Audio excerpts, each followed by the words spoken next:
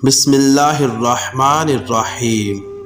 دیکھتی آنکھوں سنتے کانوں اور میرے پیارے ویورز کو السلام علیکم۔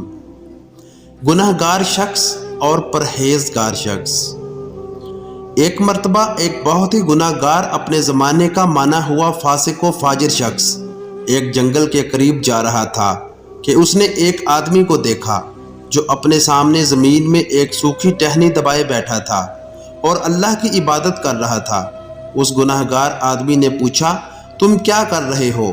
اس نیک اور پرہیزگار بندے نے بتایا، میں سالوں سے دنیا سے دور اس ویرانے میں اللہ کی عبادت کر رہا ہوں۔ جس دن میری عبادت قبول ہوگی اس دن یہ ٹہنی ہری ہو جائے گی۔ اس طرح مجھے پتہ چل جائے گا اس گناہ گار کے دل میں جانے کیا آئی۔ وہ بھی زمین میں ایک سوکھی ٹہنی دبا کر بیٹھ گیا اور عبادت کرنے لگا۔ تھوڑی دیر بعد کہیں سے ایک آدمی کی مدد کی پکار آئی اور پکارنے والے نے نکاہت بھری آواز میں پانی مانگا۔ دونوں نے سنی انسنی کر دی۔ آواز دوبارہ آئی۔ 3-4 مرتبہ کی پکار کے بعد گناہ گار نے نیک شخص سے کہا، میں تو ابھی بیٹھا ہوں، تمہیں کتنا عرصہ ہو گیا ہے؟ تم ذرا اٹھ کر اسے پانی تو پلا دو، میں ابھی بیٹھا ہوں، اٹھنا نہیں چاہتا۔ اس نیک بندے نے گناہ گار کو ڈانٹ کر کہا، میری عبادت میں خلل نہ ڈالو، میرا ارتکاز ٹوٹ جاتا ہے۔ جب مدد کی پکار مسلسل آتی رہی تو گناہ گار سے رہا نہ گیا۔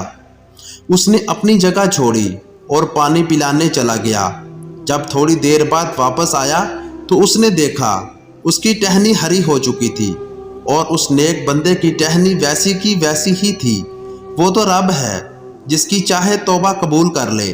کبھی کبھی برسوں کی ریاضت بھی ایک لمحے میں پلٹا دی جاتی ہے اور کبھی ایک ادا ہی قبولیت کا سبب بن جاتی ہے۔